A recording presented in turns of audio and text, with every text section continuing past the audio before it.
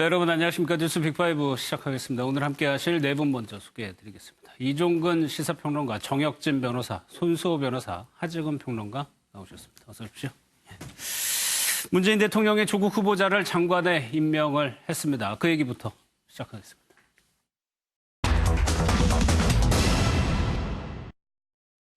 문재인 대통령은 오늘 오전 6명의 장관 및 장관급 후보자에 대한 임명을 제가했습니다. 법무부 장관의 조국.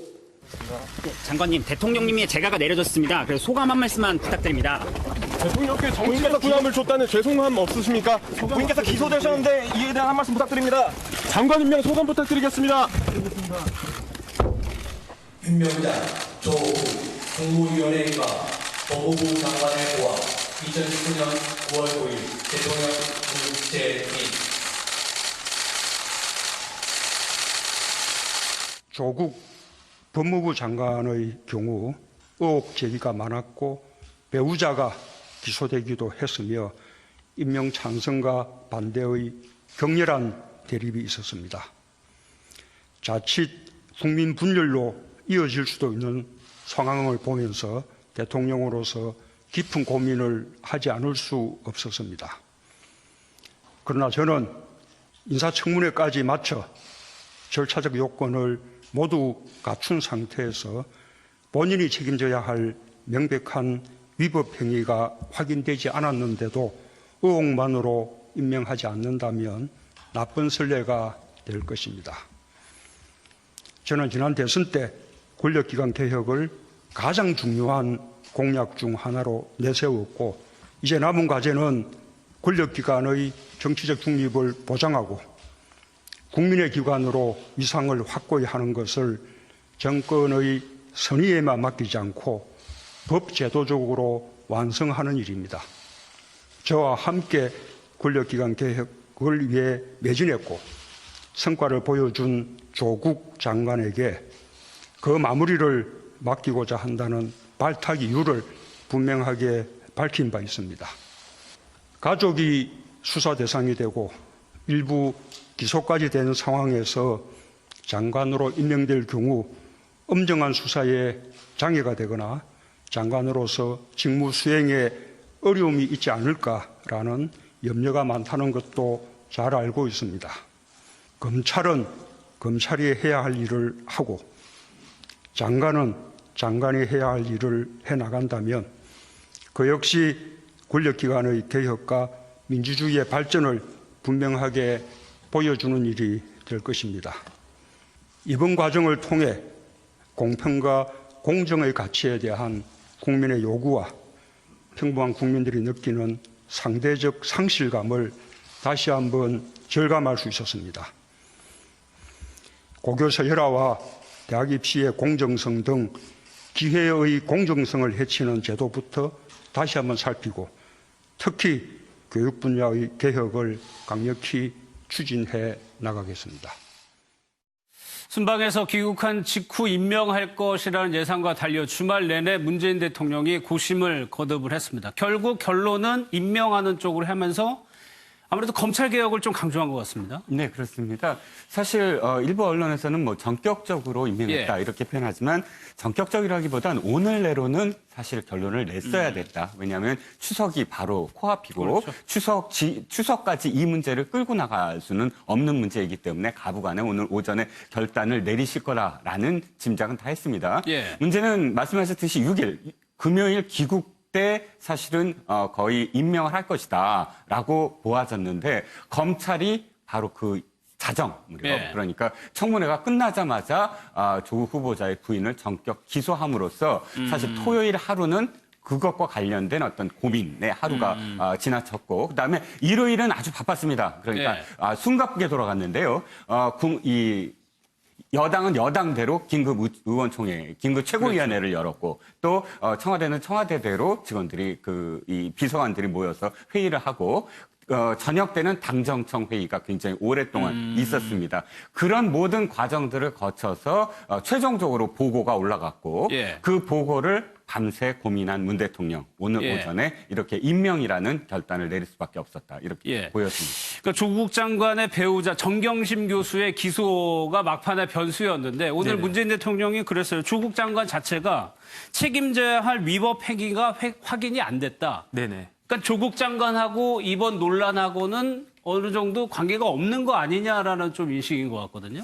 그런데 사실은 그 법무부 장관, 뭐 다른 장관도 마찬가지지만 부인이 기소가 된 적은 제 기억으로는 단 한 번도 없었어요. 예. 그러니까 정경심 교수는 지금은 사실 신분이 피의자도 아니고 피고인이거든요. 예. 그다음에 우리 그 통계를 갖다가 보면 검찰이 기소했을 땐 유죄에 대한 어느 정도 확신을 가지고 있는 상태에서 기소한 경우가 많기 때문에 더군다나 대통령께서 지금 변호사 아니겠습니까? 예. 법률가신데 이러한 모든 점들을 잘 아실 거예요.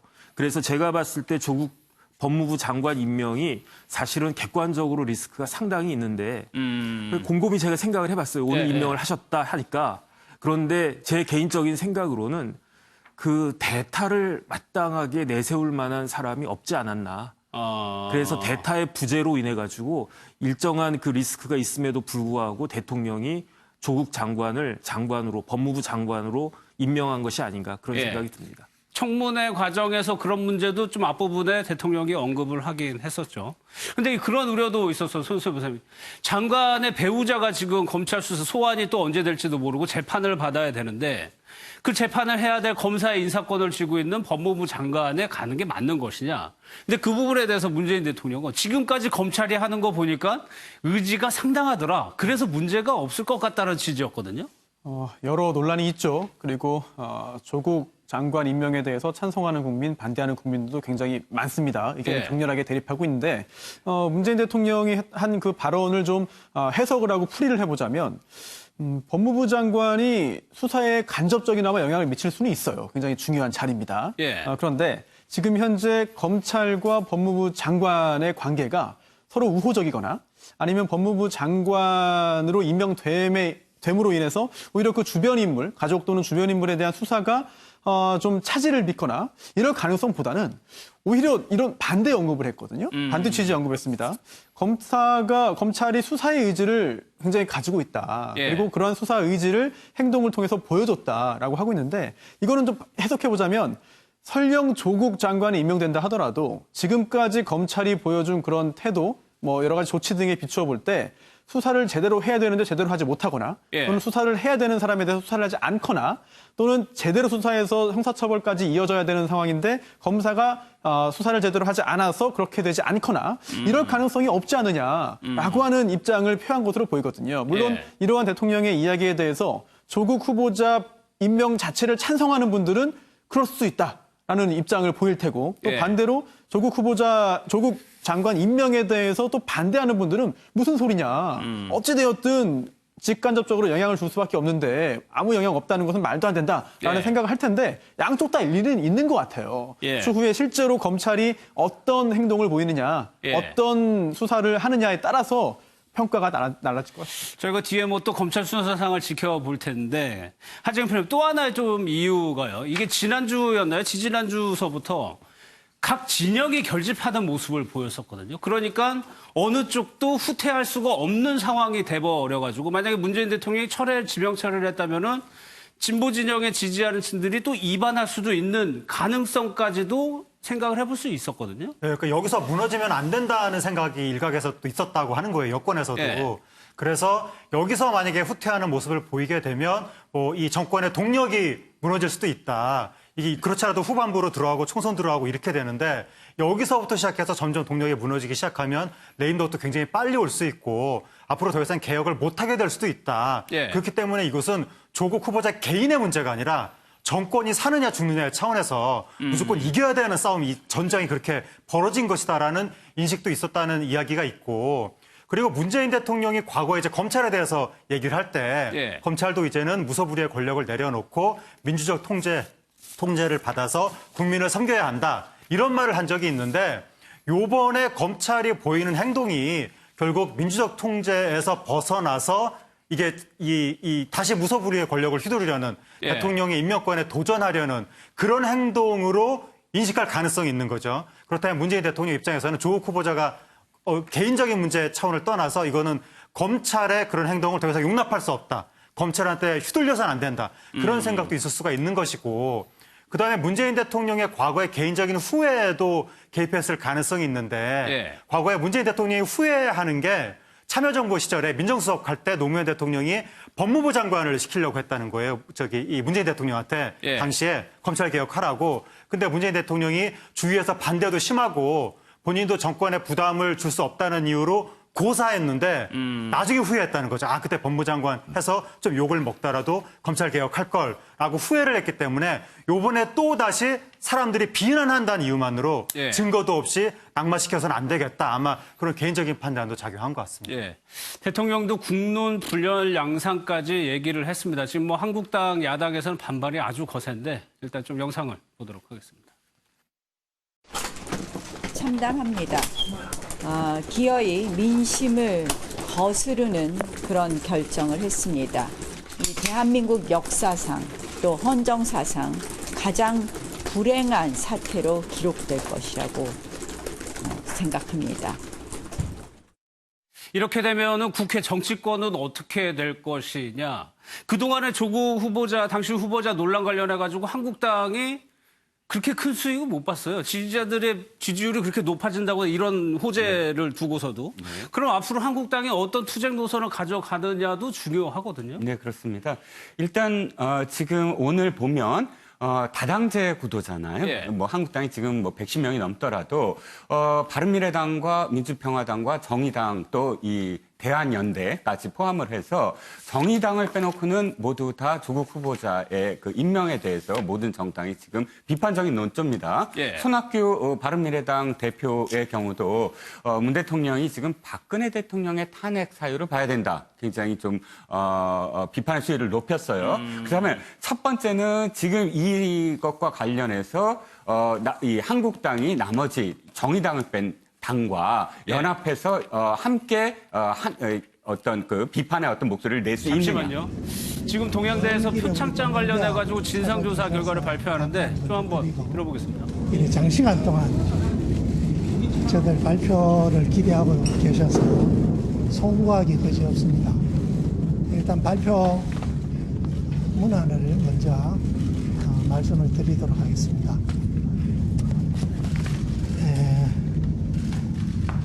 우리 대학 진상조사단은 현재 거론되고 있는 표창장 및 봉사 실적 관련하여 사실관계 확인을 위해 2019년 9월 4일 최성해 총장님의 지시로 구성이 되었습니다. 진상조사단은 언론에 보도된 내용들에 대한 사실관계 파악을 위해 당시 생성된 자료들을 수집, 검토하고 있습니다. 또한 당시 근무했던 교직원에 대한 사실관계도 병행하고 있습니다. 그러나 일부 서류들은 이미 검찰로 이관된 상태이고 당시 근무했던 교직원들도 지금은 퇴직한 상태에서 사실적 물리적 한계에 봉착하고 있습니다. 저희 조사단에서는 순차적으로 자료의 발굴 및 관계인에 대한 면담을 통해 제기된 사실관계들을 규명을 해갈 계획입니다. 이후 조사 과정에서 새로운 사실들이 밝혀지면 우리 대학의 홍보팀장을 통해서 여러분들에게 그 내용을 발표할 예정입니다. 현재 검찰에서 수사 중인 사항이기 때문에 자세한 내용에 대해서는 설명드릴 수 없는 점을 양해해 주시기 바랍니다. 저희 조사단에서 논의하고 합의한 내용은 여기까지입니다. 감사합니다. 정 교수님에 대한 거치는 혹시 결정된 거 있습니까? 그거는 조사단의 조사 범위 바뀝니다. 그것은 앞으로 인사위원회에서 조사단의 발표 내용을 바탕으로 결정할 것으로 저는 그렇게 믿습니다. 인사위원회가 언제 정도 열릴 것 같습니다?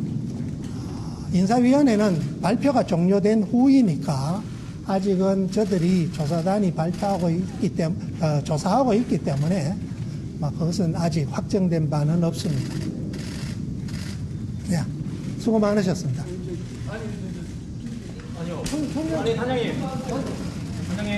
글쎄요, 표창장 관련해서 진상조사위의 조사 결과 발표가 아니고 지금까지 조사에서 어떤 논의를 하고 그 결론을 어떻게 내렸는지를 얘기하는 건데 검찰 수사 보겠다는 얘기인 것 같아요. 네.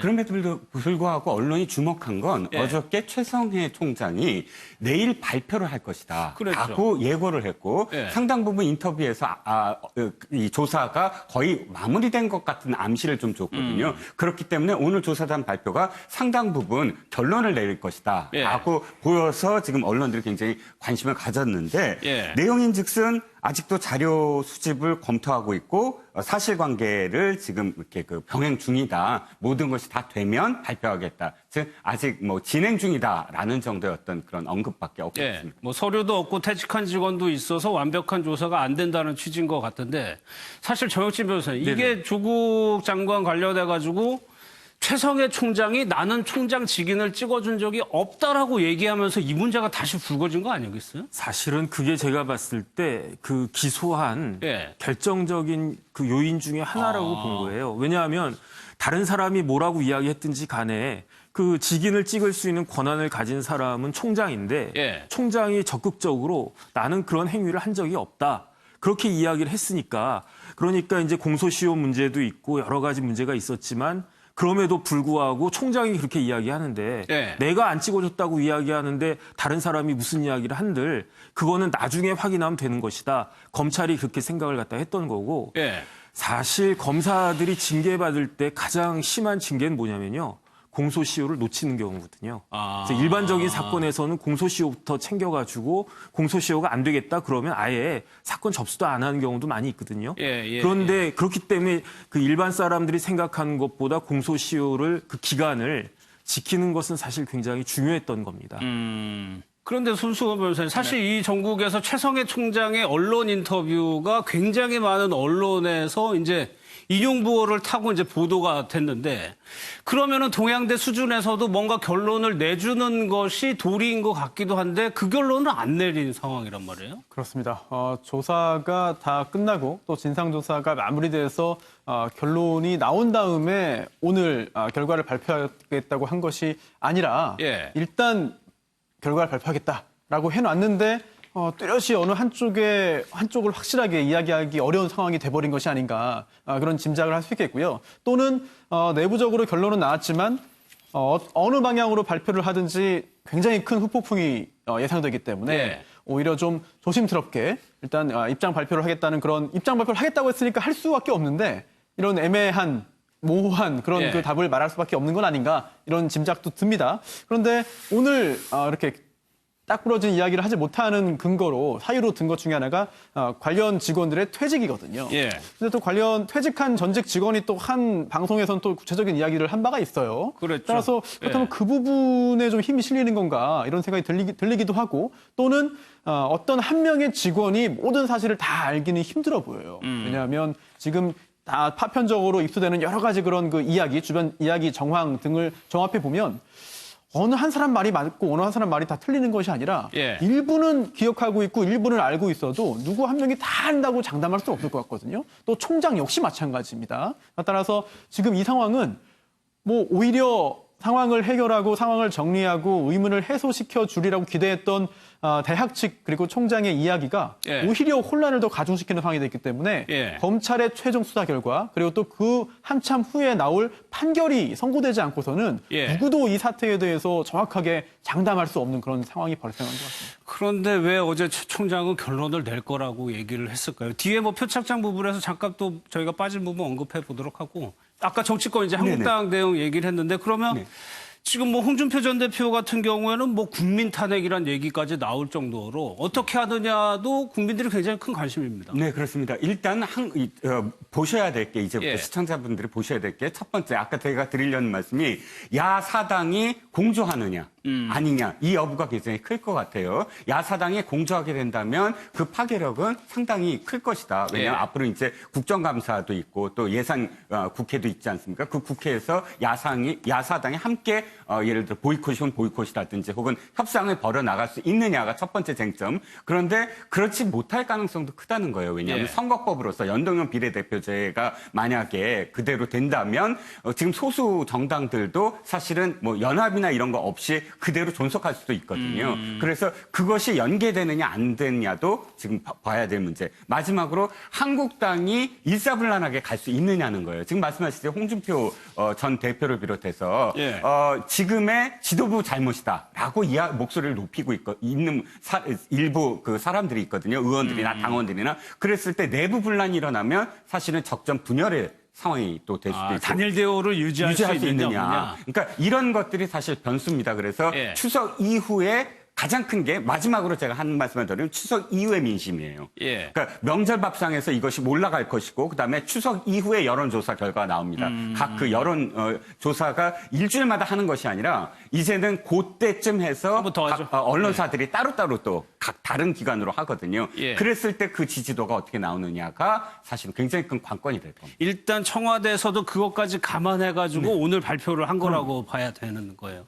근데 하정우 의원님, 정의당에서 조국 장관을 두고 여러 가지 논의를 하다가 일단 데스노트에서는 제외하는 걸로 이미 결정을 내렸었거든요. 예, 그러니까 이제 정의당이 처음에는 약간 부정적인, 그러니까 뭐 이렇게 똑 떨어지게 말을 한 건 아니지만 기류가 있어요. 예, 약간 부정적인 것처럼 말을 했다가도 나중에 최종적 결론은 뭐 이제 이 조국 후보자가 이 장관에 임명되는 것이 맞다라는 식으로 이야기를 하면서도 거기에 단서로 이야기를 할 때는 또 약간 개인적으로는 조금 적합하지 않은 측면도 있다는 식으로 또 단서를 달아가지고 약간 좀 갈팡질팡하는 거 아니냐 예. 그런 이야기가 나왔는데 아마 추정컨대는 정의당에서도 일단 만약에 문재인 대통령하고 비슷한 시각이 있다면 이번에 만약에 설사 조국 후보자한테 개인적인 문제점이 있다 할지라도 지금 그게 문제가 아니라 검찰 권력이 너무 비대해져서 민주적 통제에서 벗어나서 대통령 임명권에 도전하려고 하는 것이라면 그 검찰 권력에 밀려나서 이 조국 후보자를 낙마하게 하는 것은 있을 수가 없는 일이다라고 원칙을 지켜야 된다. 네. 그런 입장이 하나가 있는 것이고 근데 또 일각에서 의심을 하는 것은 혹시 정의당이 선거법 개정을 너무 신경을 많이 쓰다 보니까 네. 예를 들어서 우리나라 정부가 북한과의 남북 대화를 굉장히 신경을 많이 쓰니까 북한을 이렇게 자극하지 않으려고 노력을 많이 하잖아요. 마찬가지로 정의당도 선거법 개정을 워낙에 신경을 많이 쓰다 보니까 현 여권을 자극하지 않기 위해서 사실은 좀 유화적인 제스처를 한 것이 아니냐 이런 이야기도 나오는데 뭐 진실은 뭐 당사자들만 알 수 있을 것 같습니다. 이게 여러 가지 복합적인 함수가 작용하기 때문에 다 함께 봐야 되고. 근데 검찰에서 나온 뉴스 오늘 정혁진 변호사님. 네네. 이른바 조국 펀드라고 하는데 대표에 대해서 구속영장을 청구를 했습니다. 이거는 지금까지 해오던 수사 기조를 이어가겠다는 얘기잖아요. 일단은 그 조국 그 장관에 대해서 많은 국민들 특히 20대 그 마음을 갖다가 그 상하게 하고 그랬던 것은 딸과 그 딸의 그 입학과 관련된 여러 가지 의혹들이었지만 사실은 제가 봤을 때 실질적인 법적인 파괴력은 사모펀드가 훨씬 더 커요. 그런데 오늘 그 구속영장을 2명에 대해서 그 청구하지 않았습니까? 한 명은 뭐냐면 코링크 P라고 그래가지고 그 사모펀드 운영사 대표, 또 하나는 웰스 CNT라고 해가지고 이 사모펀드가 투자한 회사. 그런데 지금 그 제가 혐의를 갖다가 봤더니 특경법 위반이 있어요. 이거는 횡령인데 5억 이상 하면은 이제 횡령의 그 액수가 크기 때문에 특별법으로 가중처벌합니다.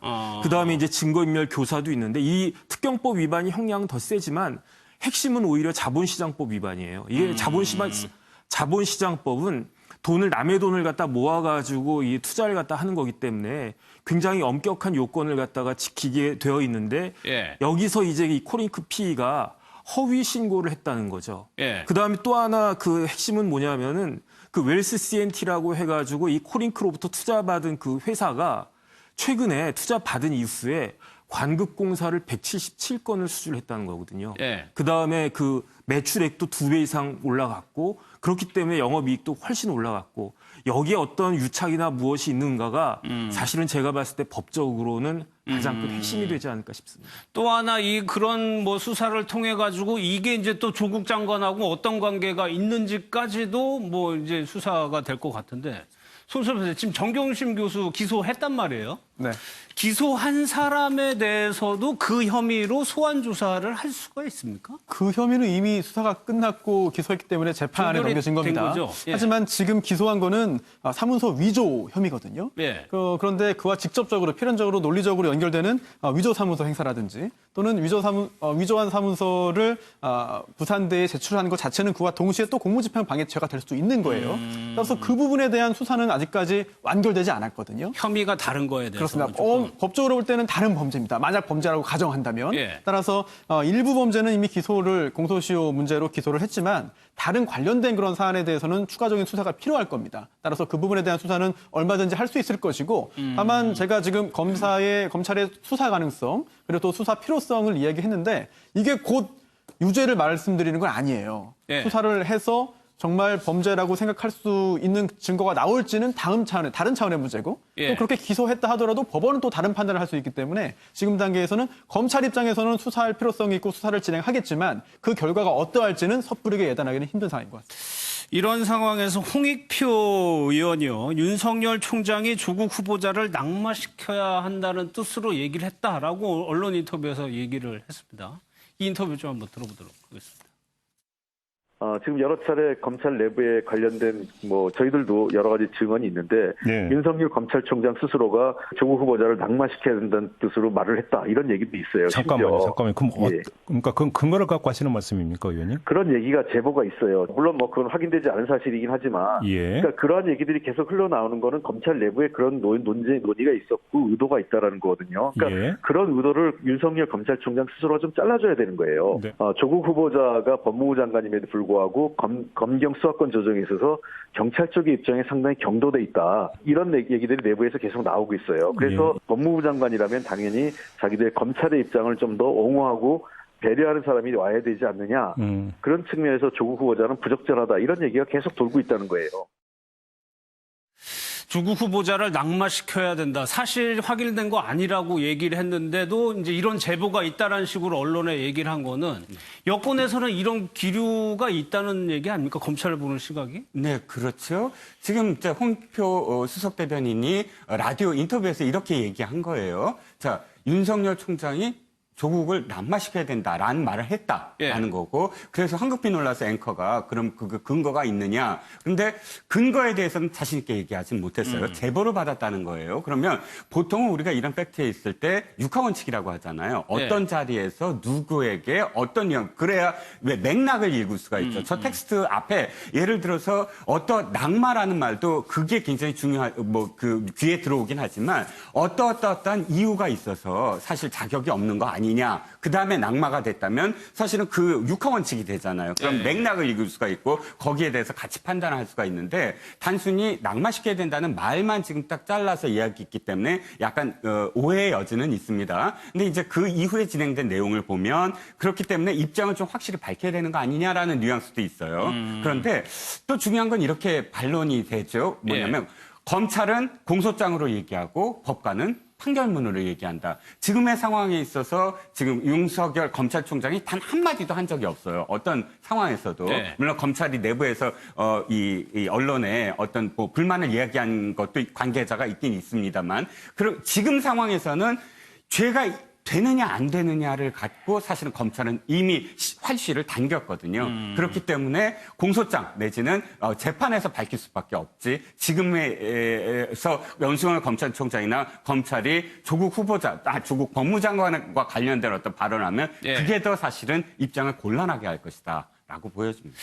문재인 대통령이 검찰개혁, 오늘 임명장 수여식에 검찰개혁, 사법기관 개혁의 그 얘기를 분명히 명확히 했기 때문에 여권에서도 거기에 또 보조를 맞추는 거일 수도 있다는 생각도 드는데 정혁진 변호사는 어떻게 보세요?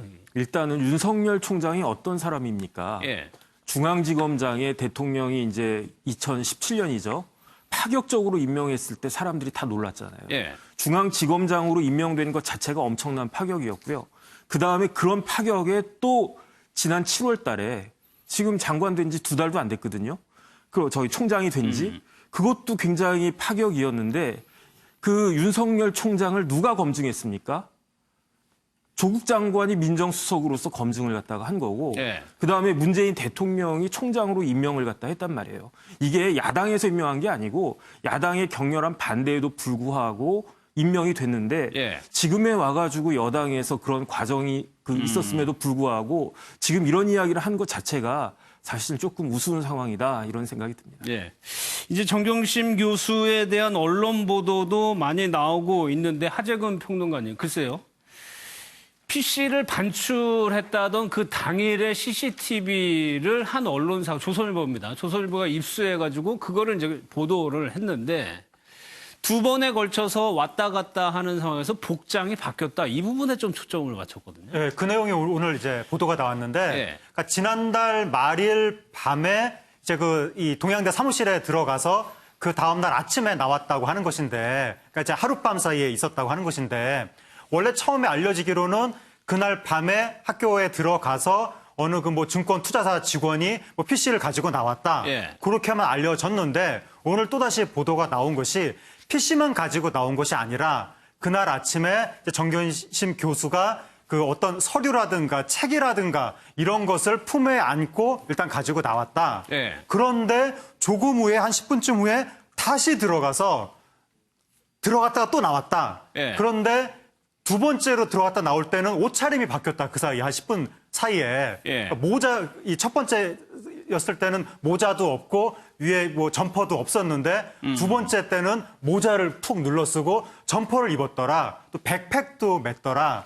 그러니까 이게 일종의 어떤 그 변장 같은 거 아니냐. 그리고 백팩 안에는 뭐가 들었단 말이냐. 이런 식의 의혹이 나온 건데 이게 이제 정경심 교수 입장에서 생각을 해보자면 워낙에 많은 사람들이 이제 주시하고 있다 보니까 좀 이제 사람들 시선이 신경 쓰여서 그냥 아무 생각 없이 좀 사람 시선 이목에서 벗어나려고 그랬을 수도 있는 것이고 근데 또 의혹을 갖는 입장에서는 뭔가 지금 떳떳지 못한 자료 밀반출이라든가 그런 것을 하기 위해서 변장을 한 것이 아니냐 그런 의혹도 가질 수 있는 사안인 것 같습니다. 그런 뉘앙스를 풍길 수도 있는 건데 이게 손수업에서 이 내용은 정경심 교수가 해명을 했어요. 해명한 내용이랑 좀 같이 보고 좀 봐야 될 것 같아요. 그렇습니다. 개강이 임박한 상황에서 개강 준비를 하다가 지난 학기 수업 자료를 정리해야 했다. 그런데 거기에 보니까 이제 학생 개인정보가 있는 걸 발견하고 다시 연구실에 갖다 놓았다라고 말했고요. 그리고 또 여기서 언급한 그런 그 해당 문서는 지금 이 수사 그리고 또 정치권에서 논란되고 있는 사안과는 전혀 관련은 없다는 입장을 밝혔습니다. 그런데 손수업에서 이런 거를 CCTV를 검찰에서 확인을 했을 거란 말이에요. 그럼 이런 장면을 보고는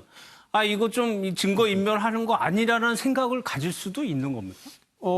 전해지는 그 보도에 따르면 검찰에서 여러 가지 검찰이 전격적으로 기소를 한 그런 근거들이 있는데 검찰에서 볼 때 특히 본인 스스로 모든 걸 한 게 아니라 한국투자증권의 그 직원과 함께 이동을 했고 또 그리고 특별히 그렇게 같이 이동을 하고 이렇게 PC를 같이 옮길 이유가 있겠느냐. 이게 좀 석연치 않다, 자연스럽지 않다라는 측면에서 의문을 가졌던 것으로 보이고요. 그리고 또 검찰이 아주 전격적으로 대대적으로 여러 가지 그런 압수수색을 다 했습니다. 그래서 이번에 언론에 보도된 그런 내용 역시 다 확보를 하지 않았을까 생각이 들고 따라서 수사기관 입장에서는 수사기관의 본분에 따라서 최대한 그런 그 범위를 좀 넓혀서 범죄 가능성을 판단한 것으로 보이고요.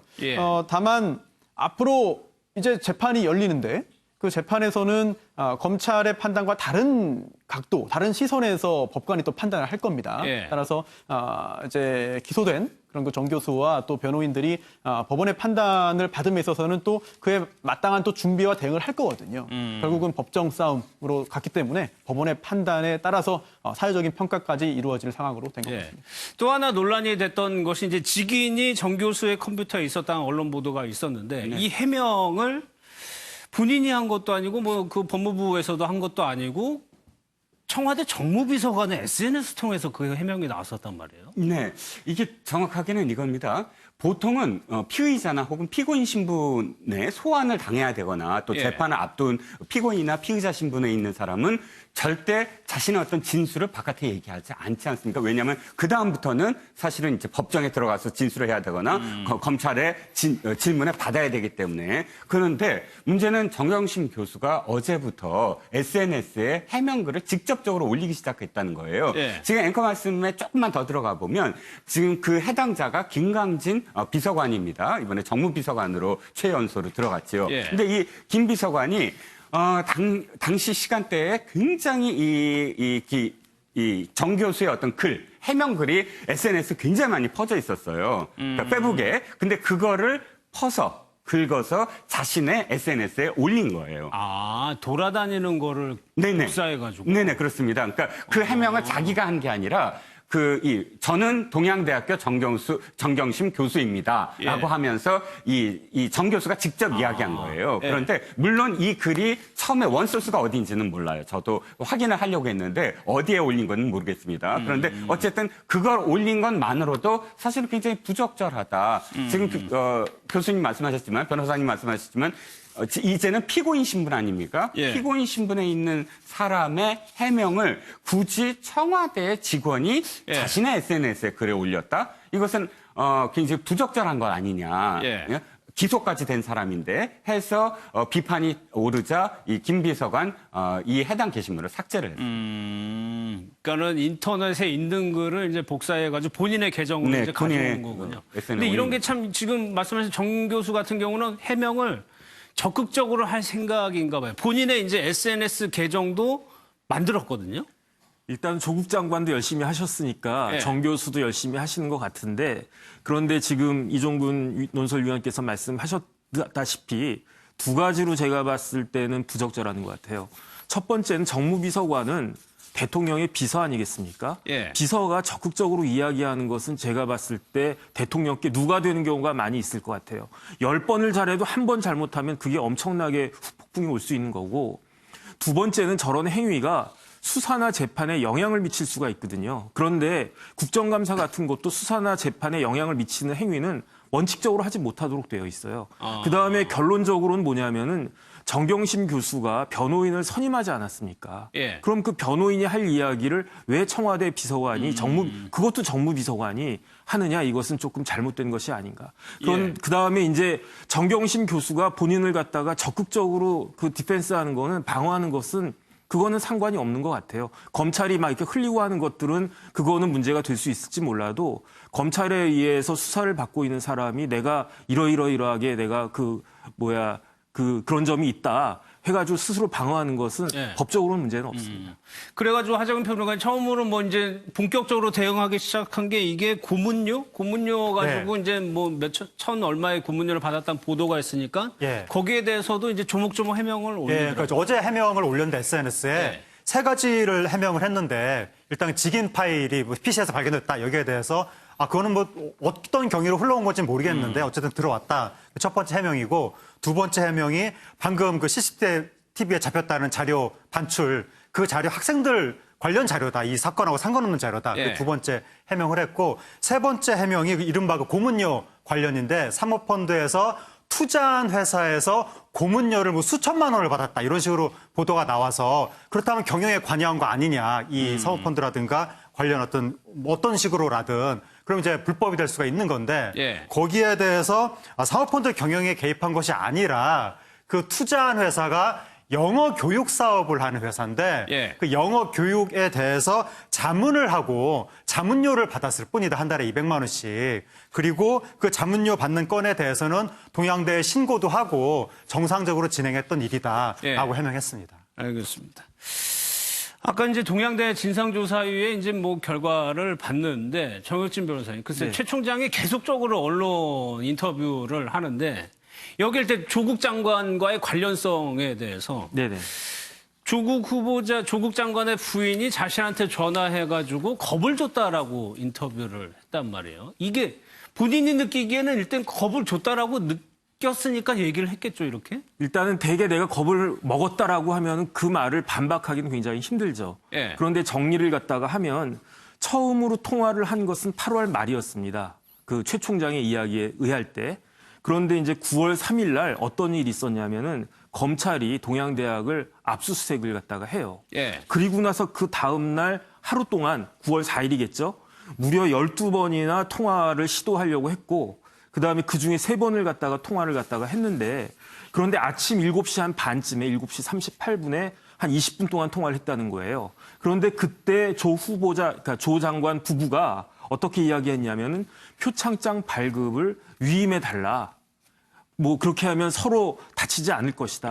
다친다라고 하는 말이 사실은 조금 위협성을 느낄 수 있는 거죠. 왜냐하면 그거 안 하면 다친다는 거잖아요. 그러니까 그런 표현 같은 거, 그러니까 최성해 총장의 주장인데 만약에 최 총장의 이야기가 맞는 거다라고 한다면 그러면은 사실은 문제가 될 여지가 있는 그런 이야기가 오고 갔다 이렇게 볼 수 있습니다. 그럼 손수호 변호사님, 조국 장관은 어때요?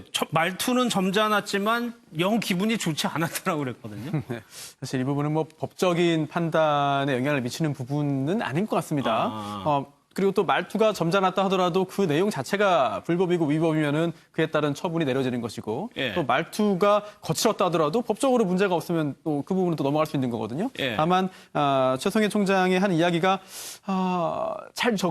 정리가 잘 되지 않는 것 같아요. 그래서 지금 언론에 하는 얘기가 잘 정리되지 않았다고 해서 그 수사기관의 한 이야기도 역시 그랬다고 단정할 수는 없는 것이고 또 수사기관에서 한 이야기는 굉장히 정돈되고 또 일목요연하게 범죄 사실을 증명하는 데 자료로 쓸 만큼 충분한 가치가 있다 하더라도 또 언론에서 한 얘기는 또 그렇지 않을 수도 있는 거거든요. 중요한 것은 여론의 어떤 향방 또는 국민들의 판단이라기보다는 이제는 최 총장의 이야기도 수사기관 그리고 향후에 예상되는 법정에서의 그런 증언인 것 같아요. 그 내용이 어떠하고 얼마나 믿을 수 있느냐에 따라서 앞으로 예상되는 그런 그 재판의 판결에 영향을 미칠 것으로 보입니다. 이게 표창장이 청문회에서도 논란이 됐기 때문에 오늘 사실 좀 어느 정도 결론이 날까 싶었는데 결론이 안 나서 다시 또 원점으로 돌아가는 것 같습니다. 박지원 의원의 얘기를 좀 들어보도록 하겠습니다. 동양대학교 총장 표창장 사진 가지고 계세요? 휴대전화기에 지금 찍은 사진을 지금 있을 것 같습니다. 그걸 밖으로 유출시킨 적이 있으세요? 저는 없습니다. 저한테도 이렇게 와 있어요. 조국 후보나 따님에게서 입수한 것도 아니고요. 검찰은 백 표창장 사본을 가지고 있다고 합니다. 제가 가지고 있는 것은 칼라입니다. 그렇기 때문에 검찰에서도 입수한 게 아닙니다. 정당한 의정활동을 통해서 입수를 했고 그리고 어떻게 입수했느냐 이건 밝힐 수가 없는 게 맞습니다. 예를 들면은 김학의 동영상도 제가 검찰보다 먼저 입수했지만은 그거 왜 입수했느냐라고 묻는 사람이 없었어요. 일단 하나의 문제가 이거 어디서 난 거냐, 혹시 검찰에서 나온 거 아니냐였는데 박 의원은 일단 그건 아니라고 그러네. 네, 그렇습니다. 그런데 당시에 박 의원이 조국 후보자에게 이것을 보여주면서 한 말의 뉘앙스를 보면 검찰이 이 피의 사실을 많이 이렇게 언론에 많이 흘리는 거 아니냐라는 뉘앙스가 좀 있었거든요. 그래서 나한테까지 이렇게 온 게 아니냐. 당시에는 사실 검찰이 갖고 있는 것이 흑백이다라는 발언을 하지 않았어요. 이것이 마치 검찰이 입수한 것과 비슷한 형태? 뭐 이런 어떤 전체적인 어떤 맥락이 있었기 때문에 지금 그 박지원 의원은 사실 해명성 발언이거든요. 그러니까 검찰이 이래서 문제입니다 하면서 이게 보여준 거. 네네, 그렇습니다. 그러니까 이런 정보들, 그 검찰이 이 수사하는 과정에서의 정보들이 많이 이렇게 떠다니고 나한테까지 온다. 이런 그런 뉘앙스들이 계속 흘러왔고 당시 청문회에서의 상황들을 보면 민주당 의원들이 집중적으로 검찰이 지금 피의 사실을 흘리고 있다라는 비판을 계속적으로 오전부터 오후까지 하고 있었던 상황이에요. 그때 박지원 의원이 저렇게 함으로써 전체적으로는 이 사본이 마치 검찰이 흘린 것이 흘러 들어간 게 아니냐라는 그런 뉘앙스로 청문회가 끝났습니다. 그런데 검찰 측에서 우리는 흑백이다라고 사실 밝힘으로써 지금 박지원 의원은 검찰은 흑백이고 나는 칼라인데 이것을 밝힐 수 없다라는 좀 한 발 물러서는 그런 그 인터뷰를 했다고 볼 수가 있죠. 알겠습니다. 근데 사실 이 표창장 관련해가지고 여러 군데에서 동양대에서 발급이 됐지만은 다양한 종류의 표창장들이 지금 인터넷에 돌아다니고 있어서 최소한 오늘 동양대에서 그 부분만이라도 정리를 해줬으면 어땠을까 싶었는데 그 부분에 대한 설명도 없었어요. 그러게요. 이게 두 가지가 문제가 되는데요. 첫 번째는 이종근 의원님께서 말씀하신 것처럼 피의사실 공표죄라는 게 있잖아요. 만약에 검찰이 이렇게 흘렸다라고 하면은 사실은 피의사실 공표죄가 문제가 될 수가 있어요. 그런데 이제 그거를 그 박지원 의원이 그런 뉘앙스를 갖다가 흘렸다가 지금 앞뒤가 안 맞으니까 좀 그 뒤로 뺀 것 같고 더 큰 문제는 지금 돌아다니고 있는 표창장의 양식이 뭐 열 몇 종이라는 거 아니겠습니까? 그렇기 때문에 사실은 문서 위조죄에 있어서 중요한 것은 원본이에요. 그 형사소송법은 증거 능력과 증명력을 구분하고 있거든요.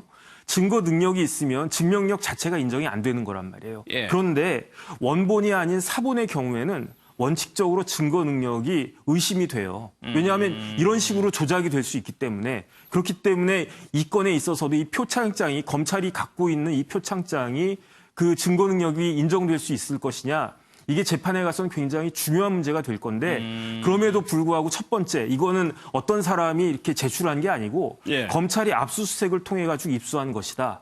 두 번째 이게 어디 막 굴러다니던 것이 아니고 부산대, 그러니까 쉽게 말하면 국가기관 아니겠습니까? 국립대학교니까 부산대에서 보관하고 있던 그 사본이니까 아마 증거 능력이 인정될 가능성은 높아 보이는데 그런데 정경심 교수 입장에서는 지금 이걸 방어를 갖다 해야 되니까 일단 그 증거 능력부터 공격하고 나설 게 확실합니다. 또 하나요. 이제 직인도 논란이 됐었는데 이 부분은 동양대에서 근무했던 교직원이 또 인터뷰를 한 게 있습니다. 얘기를 좀 들어보겠습니다.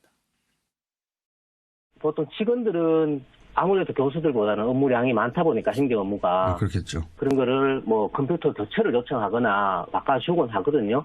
뭐 그거를 나중에 바꿔준 컴퓨터를 어떻게 뭐 활용하고 이런 거는 잘 모르겠지만 신임 교수나 보직 교수용으로 지급이 된다고로 뭐 얘기 들은 바로 있습니다. 여전히 쓸 수 있는 PC는 돌려쓰기도 한다. 교수의 PC에 이전 직원이 쓰던 파일이 있었을 수 있다. 네, 그렇습니다. 제가 정 교수님하고 2번을 근무해봤는데 처음에 오셨을 때 하고 그 다음에도 이 한글 쓰는 게 되게 익숙하지 않으셨어요. 항상 MS 워드로 보내주셨거든요. 정 교수님이 나는 한글을 잘 못 다루니까 차라리 선생님께서 MS 워드를 배우라고까지 하셨거든요. 하지금 표현은 저 얘기도 저 교직원도 들었다라는 얘기여서 조금 신빙성이 좀 떨어지긴 하지만은 그런 직인들이 여러 개 뭐 다른 교수들도 있을 수 있다라는 주장. 그러니까 전 직원이 하는 이야기는 정경심 교수가 내 컴퓨터에 그 직인 파일이 왜 있는지 모르겠다. 이제 그렇게 얘기를 했는데 이 직원이 하는 이야기는 모를 수 있다. 직원들이 쓰는 컴퓨터가 보직 교수한테 지급되는 경우가 있기 때문에 만약에 그 직원 관리하는 직원이 썼던 컴퓨터가 지급이 됐다면 그 안에 그 직인 파일이 자연스럽게 들어있을 수도 있다. 아주 가능성이 없는 해명을 정경심 교수가 하는 것은 아니다. 그렇게 주장을 한 것이고 그다음에 자기가 육안으로 봤을 때는 아까 왜 청문회장에서 사진에 찍혔던 그 표창장의 직인 그게 컴퓨터로 조작해서 파일로 갖다 놓은 게 아니라 물리적으로 찍은 것 같다. 그러니까 이게 파일 조작은 아닌 것 같다라는 식으로 자기 이제 개인적으로 그렇게 생각한다라고 이야기를 했고, 그다음에 정경심 교수가 컴퓨터에 직인 파일이 있다고 하니까 많은 사람들이 의심을 했던 게 결국 그 컴퓨터로 파일 이렇게 조작해서 표창장 이미지 만들어낸 거 아니냐 이제 그 의심을 했던 것인데 이 직원이 하는 이야기는 자기가 알기로 정경심 교수는 미국에서 살다 와서 외국 프로그램 사용법만 알지 우리나라 워드 프로그램 사용법은 모르는데 이 표창장 프로그램을 만들려면 우리나라 프로그램을 사용을 해야 되기 때문에 정경심 교수가 그걸 만들 수 있었을 가능성은 거의 없다. 그러니까 아마도 그 정경심 교수의 직접 조작은 아닌 것 같다라고 주장을 한 겁니다. 알겠습니다. 이게 하나라에 그거를 놓고 보도를 놓고도 이제 상반적인 해석이 계속적으로 존재를 하고 있는 상황입니다.